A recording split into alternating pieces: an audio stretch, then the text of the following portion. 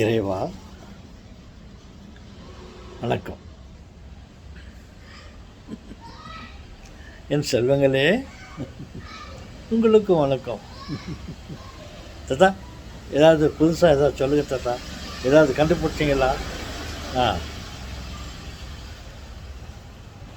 ஆ ஆ என் செல்வங்களே, நான் கடந்த இரவு நான் தூங்கிக் கொண்டிருந்தேன். அப்பொழுது நான் ஏதாவது ஒரு ஒரு ஒரு வெஹிக்கிள், ஏரோப்ளேன், ராக்கெட்டு மாதிரி ஏதாவது செய்யணும்னு சொல்லிட்டு என்னுடைய கனவில் நான் தூங்கினே இருக்கும்போது ஒரு ராக்கெட்டு பண்ணேன். அப்புறம் சரி அதில் பயணம் பண்ணலாம்னு சொல்லிட்டு அந்த ராக்கெட்லேருந்து அது மிகவும் விரைவாக செல்லக்கூடிய வகையில் நான் அந்த ராக்கெட்டை உருவாக்கினேன். அது அணுக்களின் உதவியால் அதை செய்தேன். அணுக்களின் உதவியாலா? ஆமாம் சொல்லுவாங்களே, இந்த அணுக்களின் வேகம் மிகவும் அதிகமானது. அதனால் இந்த அணுக்களை வைத்துக்கொண்டு அதை ஆதாரமாக வைத்துக்கொண்டு அதை நான் உருவாக்கினேன். அப்புறம் அதிலிருந்து நான் பயணத்தை ஆரம்பித்தேன். சில வினாடிகளில், சில நிமிடங்களில், சில அவர் மணிகளுக்குள்ளே நான் பல பல பல பல்லாயிரம் கோடி தாத்தா, 10,000 கோடியா? ஏன் சொல்லுவாங்கள்ல, 10,000 கோடி தூரத்திற்கு நான் அதில் பயணம் செய்தேன். மிகவும் நேர்ச்சியாக இருந்தது அந்த பயணம். அப்பொழுது thank you, you keep it for your self. Okay, I am busy. Can I play with this? You play. I am busy. You know that. I am doing some work in the video. Yes, I know, but I think that we tuck it with a hammer. That one I know. அதே கால் நோக்கே தட்டி சொன்னா. ஓஹோ, யார் செல்வமே, ரொம்ப thanks ராஜா. Okay, நான் நீண்ட தூரம் பயணம் செய்தேன். அங்கே அது ஒரு விசித்திரமான பொருட்களை கண்டேன். அதாவது நட்சத்திரங்களை கண்டேன். நான் போன வேகத்தில் நட்சத்திரங்களை தாண்டி இந்த முனையிலேருந்து அதுக்கு மாறுபட்ட முனைக்கு நான் போய்விட்டேன். நான் போகும்போது நட்சத்திரங்கள் எல்லாம் ஜொலித்து கொண்டு இருந்தது. ட்விங்கிள் ட்விங்கிள் லிட்டில் ஸ்டார் அப்படின்னு பார்த்தா ட்விங்கிள் ட்விங்கிள் பிக் ஸ்டார். அந்த மாதிரி நான் நட்சத்திரம் கிட்ட போகும்போது ஒரு நட்சத்திரமும் பெரிய பெரிய சைஸாக இருந்தது. உலகத்தை விட பல மடங்கு பெருசாக இருந்தது ஒரு நட்சத்திரமும். இங்கிருந்து பார்த்தாக்கா ஒரு கடுகளவில் தான் நம்ம நட்சத்திரங்களை காண்கின்றோம் அல்லவா. நான் போன விமான வெஹிக்கிளில் போகும்போது கிட்ட போவோ அந்த நட்சத்திரங்கள்லாம் மிகவும் பெரிய அளவில் மிகவும் வெளிச்சமாக நிலாக்களை போல, சூரியனை போல கூட அவ்வளவு வெளிச்சமாக இருந்தது. அந்த சூரிய வெளிச்சம் அது மேலே பட்டு அது ரிஃப்ளெக்ட் ஆச்சு பாரு. ரொம்ப ஒண்டர்ஃபுல். அப்படிப்பட்ட அளவில் பெரிய பெரிய நட்சத்திரங்கள் பல கோடி இருந்தது. என்னுடைய வெஹிக்கிளில் சரி நடக்கட்டும், இன்னும் போகிற வரலையும் போகலாம் சொல்லிட்டு இன்னும் போயிட்டாக்கா அந்த நட்சத்திரங்களுக்கு அந்த பக்கமாக போயிட்டேன். நட்சத்திரங்களுக்கு பின்புறமாக போய்விட்டேன். பார்த்தால் நட்சத்திரங்களையே காணோம். எங்களா போச்சு நட்சத்திரம்? இப்படி நிலா மாதிரியோ சூரியனை மாதிரியோ அவ்வளோ பெருசாக இருந்துச்சு. இப்போ எங்களா போச்சு நட்சத்திரம் ஸ்டார்ஸுங்களான்னு பார்த்தாக்கா எல்லாம் இருளடைந்த பாறைகள். பெரிய பெரிய உலகத்தை விட 10 மடங்கு 100 மடங்கு பெரிய பெரிய பாறைகளை தான் கண்டேன். இருள் அடைந்திருந்தது. எங்கே போனது வெளிச்சம் என்று பார்த்தால் நான் அந்த நட்சத்திரங்களுக்கு அந்த புறம் நட்சத்திரங்களை தாண்டி பின்புறமாக போய்விட்டு இருக்கிறேன். அப்போ பார்த்தா இன்னும் நட்சத்திரங்களெல்லாம் இருட்டாக இருக்குது. பார்த்தா நான் அந்த சூரிய வெளிச்சம், நான் போகும்போது சூரிய வெளிச்சம் அந்த நட்சத்திர கற்கள் மேலே பட்டு அது ஜொலித்து கொண்டிருந்தது அல்லவா. ட்விங்கிள் ட்விங்கிள் பிக் ஸ்டார்ன்ற மாதிரி அதை பார்த்து ரசித்து கொண்டு போயினதாக்கா அந்த நட்சத்திரங்கள் எல்லாம் தாண்டி அனாண்ட போயிட்டேன் நான்.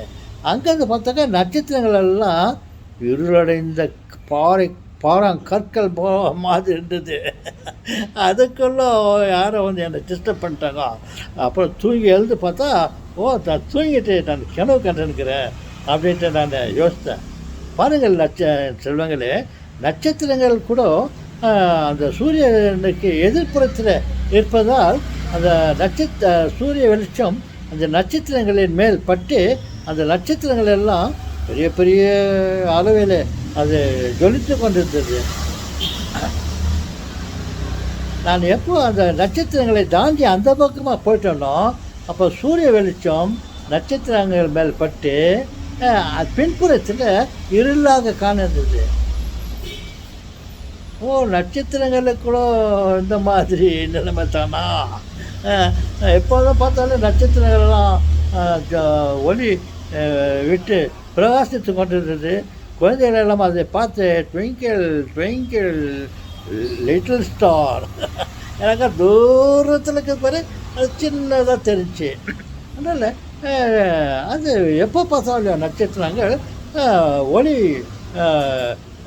பிரகாசத்தோடு இருந்து காணப்பட்டது. இப்போ போய் அந்த நட்சத்திரங்களுக்கு அண்ணாண்ட போய் பார்த்தாக்கா சூரிய வெளிச்சம் நிலா அந்த நட்சத்திரங்களில் மேலே பட்டு பின்புறத்தில் இருளாக காணப்பட்டது. ஓஹோன்னு நான் அதை தெரிஞ்சுக்கிட்டேன். அப்போது எது மேலே எந்த ஒரு பொருள் மேலே இருக்கிற பொருள் வெளிச்சமாக காணப்படுகிறதோ அது சூரிய வெளிச்சனுடைய வெளிச்சம் அது மேலே பட்டு நமக்கு வெளிச்சமாக காணப்படுகிறது. எப்போ அதுக்கு பின்புறமாக அந்த நட்சத்திரங்களுக்கு பின்புறமாக நம்ம போய்விட்டால் இருளாகத்தான் இருக்கும். தாத்தா உங்களுக்கு வெஹிக்கிள் இவ்வளோ ஃபாஸ்ட்டாக போயிட்டு நீங்கள் என்னாச்சும் கண்டுபிடிச்சிக்கிறீங்களே. நாங்கள் நினச்சிருந்தோம் நட்சத்திரங்கள் எல்லாம் ஸ்டார்ஸுங்களெல்லாம் எவர் ட்விங்கிள் ஸ்டார்னு நினச்சோம். பார்த்தாக்கா அந்த அதுங்களுக்கு கூட இருட்டு ஒரு பக்கம் மேல்புறத்தில் எல்லாம் இருள் அடைஞ்சிருக்குது.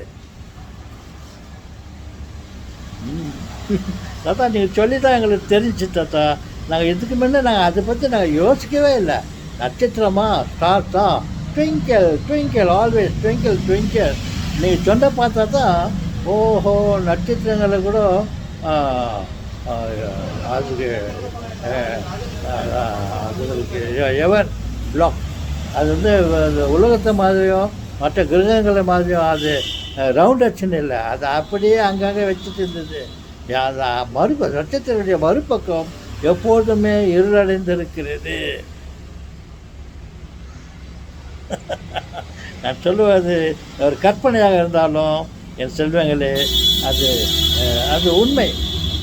தாத்தா சொல்லும் பல விஷயங்கள் இப்படித்தான் இருக்கும்.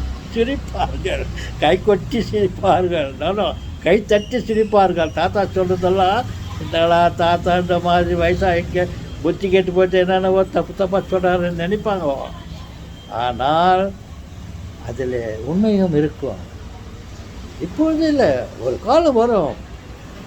நான் கண்டுபிடிச்ச ஒரு ராக்கெட்டை மாதிரி உண்மையாகவே சில ராக்கெட்டுகளை கண்டுபிடித்து அகலம் சுற்றும் ராக்கெட்டுக்குன்னு பேர் வச்சுன்னு அதில் எல்லோரும் ட்ராவல் பண்ணுவாங்க. அப்போ அங்கே ட்ராவல் பண்ணும்போது இந்த தாத்தா தொப்பி கழட்டி வந்து அந்த தொப்பியை கழட்டிட்டு வந்து இன்றைக்கி பேசுறது அப்போ நினைக்குவாங்க, ஆமாம் தாத்தா நீ சொன்னடா ஸ்டார்களுக்கு பின்னால் இருட்டாக்குதுன்னு இப்போ நம்ம கண்குளிர பார்த்து விட்டோம். ஓகே அப்படின்ற சொல்கிறோம், நாளும் வரும். நான் சொல்லியிருக்கிறேன். சிரிப்பார்கள், என்னை பைத்தியக்காரன் என்றும் சொல்வார்கள். என்ன சொல்கிறேன் என்றால் சூரியன் ஒரு ஐஸ் கட்டி, சூரியன் வந்து ஒரு ஐஸ் கட்டி, அது நெருப்பு இல்லைன்னு சொன்னார் தாத்தா. அதுக்கு சில உதாரணங்களையும் சொன்னார். நம்ம சூரியனுக்கு கிட்ட போய் பார்த்தாக்கா சூரியன் பெருசாக தெரியுது. அப்போ பெருசாக தெரியும் போது உஷ்ணமாக அந்த சூரியன் குளுமையாக காணப்படுகிறது. இன்னும் நம்ம அருகிலே போயிட்டு சூரியன் மேலே காலை வைத்தால் அது கண்டிப்பாக ஐஸ்கேண்டாக தான் இருக்கும். இன் பிட்வீன் இதுக்கு அதுக்கு மதத்தில் ஏதோ டெக்னிக் ஃபார்மேஷன் இருக்குது. தூரம் சூரியன் எப்போ நம்மளை விட்டு தூரம் போகும்போதோ ஒரு அளவில் அது உஷ்ணம் அதிகமாக காணப்படும். அது நம்ம அருகையில் போய்விட்டால் அது குளுமையாக காணப்படும். எப்படி மேக்னிஃபைல கிளாஸை வச்சுட்டு கீழே ஒரு பேப்பர் மேலே கீழே வச்சாக்கா நார்மலாக இருக்கும். அதே மேக்னிஃபை ஆகி கொஞ்சம் டிஸ்டன்ஸில் மேலே வச்சா சூடு ஜாஸ்தி ஆகி இந்த பேப்பரையே கொளுத்திடும். தூரம் போக நெருப்பு ஃபயர் ஆகும். அதை அப்படியே கீழே கலந்து க்ளோஸாக இருந்துச்சு பார்த்தாக்கா நார்மலாக சில்லுன்னு இருக்கும். அந்த ஒரு டெக்னிக் கூட நான் அந்த ஒரு உண்மையை கூட சொல்லிக்கிறேன். அந்த உண்மையை எந்த பைத்தியக்காரர் கூட நம்ப மாட்டான். தாத்தா பைத்தியக்காரத்தில் சொல்லின்னு நினைக்குவாங்க.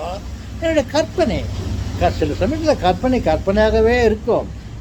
சில சமயத்தில் சில விஷயங்கள் கற்பனை உண்மையாக இருக்கும்.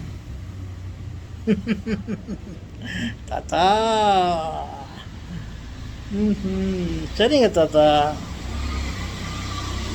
நீங்கள் சொன்னதை நாங்கள் வீடியோவில் கேட்டோம்.